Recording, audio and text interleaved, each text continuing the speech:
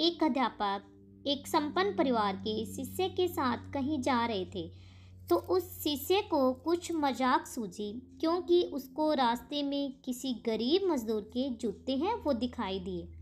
उसने अध्यापक से कहा, गुरुजी, अगर हम इन जूतों को छुपा दें तो कितना मज़ा आएगा। देखते हैं कि मजदूर पर इसका क्या असर पड़ता है। अब उसको तो मजाक सूझ रहा था, लेकिन गुरुजी ने कहा कि नहीं, गरीब इंसान के साथ इस तरीके का भद्दा मजाक करना बिल्कुल भी ठीक नहीं है। उसने कहा, क्यों ना हम इन जूतों में कुछ सिक्के डाल दें और देखें कि इसका इस गरीब और मजदूर पर क्या प्रभाव पड़ता है। उन्होंने ऐसा ही किया। जैसे ही मजदूर अपना काम करके लौटा और उसने एक पाँव अपने जूते में डाला तो उसको कुछ कठोर सा महसूस हुआ। उसने अंदर हाथ डाला तो उसको कुछ सिक्के हैं वो दिखाई दिए। वह थोड़ा आश्चर्य में पड़ गया। आसपास किसी को देखा तो कोई भी दिखाई नहीं दिया। वापस उसने दूसरा पैर अपने जूते में डाला तो वापस उसको भी उसमें कुछ सिक्के हैं वो दिखाई दिए।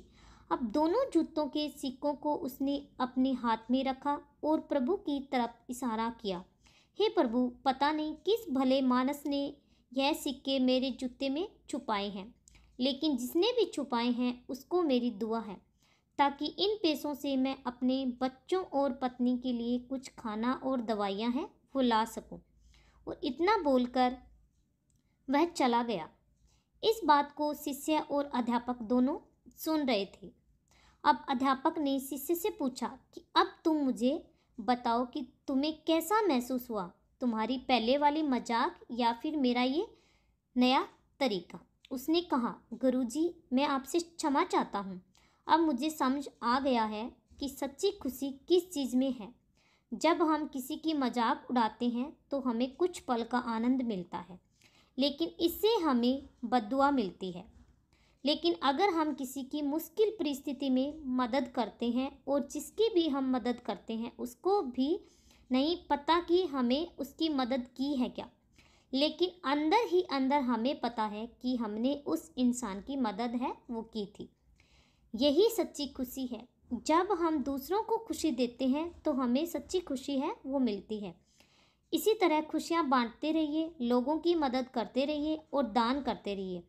जिसके भी आप काबिल हो, जितना भी आपसे बन पड़े, दान करें, लेकिन दान जरूर करें।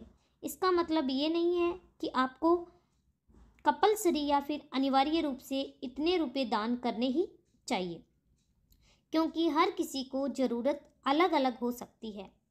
अगर आप किसी भी पैसों का दान नहीं कर सकते तो कम से कम चीज़ों का दान तो ज़रूर ही कर सकते हैं।